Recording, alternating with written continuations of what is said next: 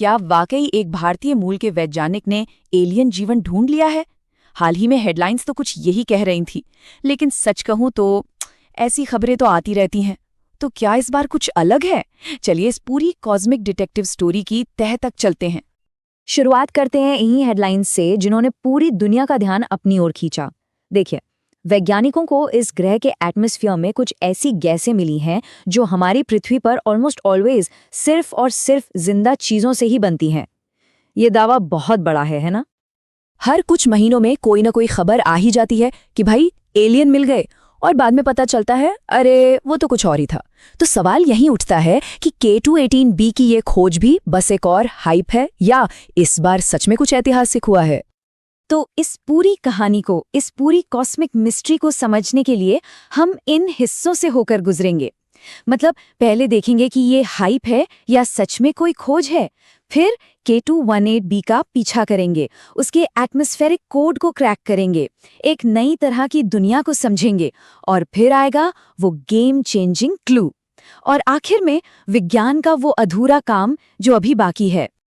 तो सबसे पहले ये समझना जरूरी है कि आखिर इस तरह के दावों को हमेशा शक की नज़र से क्यों देखा जाता है, और इस बार की खोज में ऐसा क्या है जो शायद इसे अलग बनाता है। याद है ना, Proxima Centauri B, TRAPPIST one system के ग्रह और केपलर 452b, अरे उसे तो सुपर अर्थ तक कह दिया गया था।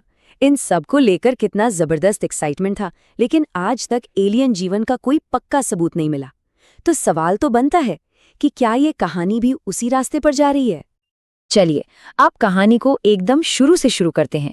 इसकी जड़ें जुड़ी हैं नासा के केपलर स्पेस टेलीस्कोप से। केपलर को लॉन्च किया गया था हजारों प्रकाश वर्ष दूर पृथ्वी जैसे ग्रहों को खोजने के लिए। मिशन बढ़िया चल रहा था, पर 2013 में इसके कुछ रिएक्शन व्हील्स खराब हो गए और ऐसा लगा कि मिशन बस खत्म।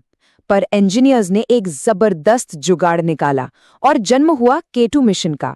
और इसी मिशन ने 2015 में हमारे हीरो ग्रह K2-18b को खोज निकाला। तो आखिर ये K2-18b है क्या चीज? ये एक मिनी नेपच्यून है, और मजे की बात यह है कि हमारे सौर मंडल में ऐसा कोई ग्रह है ही नहीं। सोचिए, इसका साइज पृथ्वी से 2.6 गुना ज्यादा है, पर वजन सिर्फ 8.6 गुना। अब इस कम डेंसिटी का एक ही मतलब हो सकता था कि ये शायद पत्थर या गैस का नहीं बल्कि पानी का बना हो, एक विशाल महासागरीय दुनिया। लेकिन यहीं पर कहानी में पहला बड़ा ट्विस्ट आता है। अगर ये एक पानी की दुनिया है तो पानी को लिक्विड होना चाहिए, है ना? पर कैलकुलेशंस ने बताया कि ग्रह का औसत तापमान है -8 डिग्री सेल्सियस। इस तापमान पर तो सारा पानी बर्फ बन जाना चाहिए। तो क्या सारी उम्मीदें खत्म? इस पहेली को सुलझाने के लिए साइंटिस्ट को ग्रह के वायुमंडल के अंदर झांकना था, और यहीं पर एंट्री होती है एक बहुत ही स्मार्ट टेक्निक की, जिसे कहते हैं स्पेक्ट्रोस्कोपी। ये प्रोसेस सच में कमाल का है। देखिए, जब K2-18b अपने तारे के सामने से गुजरता है तो तारे की रोशनी उसके एटमॉस्फेयर से छनकर हम तक पहुंचती है। अब होता यह है कि एटमॉस्फेयर में जो अलग अलग गैसें होती हैं वो रोशनी के कुछ खास रंगों को सोख लेती हैं। तो बस हमें ये देखना होता है कि कौन सा रंग गायब है, और उसी से पता चल जाता है कि वहाँ कौन सी गैस मौजूद है।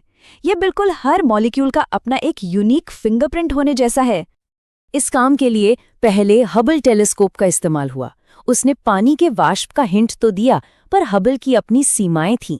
इसको ऐसे समझिए, अगर हबल एक पुराना ब्लैक एंड व्हाइट टीवी है तो जेम्स वेब स्पेस टेलीस्कोप एक 4K कलर टीवी है। वो कहानी के सिर्फ शब्द नहीं पढ़ता, वो पूरे के पूरे पैराग्राफ पढ़ सकता है।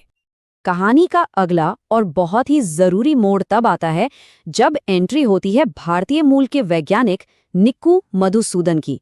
उनकी टीम ने ग्रहों को लेकर एक बिल्कुल नई सोच पेश की थी जिसने सब कुछ बदल दिया। मधुसूदन ने हाइसियन दुनिया का एक नया मॉडल दिया। हाइसियन मतलब हाइड्रोजन और ओशन का मिक्स। ये ऐसे ग्रह हैं जहां बहुत गहरे महासागर हैं और एक मोटा हाइड्रोजन का वायुमंडल है। ये वायुमंडल एक कंबल की तरह काम करता है, ग्रह को गर्म रखता है, जिससे बर्फीले तापमान के बावजूद लिक्विड पानी मुमकिन हो जाता है। और कमाल की बात यह थी कि K2-18b इस मॉडल में एकदम फिट बैठ रहा था। और अब अब आते हैं कहानी के उस क्लाइमैक्स पर जहां जेम्स वेब स्पेस टेलीस्कोप ने एक ऐसी खोज की जिसने सच में सबको चौंका दिया। वेब ने ये तो कंफर्म कर दिया कि K2-18b के एटमॉस्फेयर में मीथेन और कार्बन डाइऑक्साइड हैं, जो एक हाइसीन दुनिया के लिए जरूरी था। लेकिन उसे एक ऐसा मॉलिक्यूल भी मिला जो जीवन का एक बहुत बहुत मजबूत संकेत हो सकता है, एक पोटेंशियल बायोसिग्नेचर। इस मॉलिक्यूल का नाम है डाइमीथाइल सल्फाइड या DMS, और यही इस पूरी कहानी का सबसे एक्साइटिंग हिस्सा है। क्यों? क्योंकि हमारी पृथ्वी पर DMS लगभग सिर्फ और सिर्फ समुद्री जीवन ही बनाता है, जैसे कि प्लैंकटन और एल्गी। ये वही केमिकल है जिससे हमें समंदर के किनारे वो एक खास महक आती है। इस खोज की इंपॉर्टेंस को समझने के लिए ये लाइन एकदम परफेक्ट है। अगर मीथेन एक फुसफुसाना है तो DMS एक चीख है। मीथेन जैसी गैसें ज्वालामुखी या दूसरे नॉन बायोलॉजिकल तरीकों से भी बन सकती हैं, लेकिन DMS का मिलना ये जीवन की मौजूदगी की तरफ एक बहुत बहुत जोरदार इशारा है। लेकिन विज्ञान की दुनिया में एक चीख भी तब तक सबूत नहीं बनती जब तक हर तरह के शक को दूर न कर दिया जाए। तो मामला भी खत्म नहीं हुआ है। असल में कुछ बहुत जरूरी काम अब भी बाकी है। तो साइंटिफिक कम्युनिटी में अब एक बहस छिड़ गई है। एक तरफ DMS है, मीथेन है, CO2 है, सब कुछ है।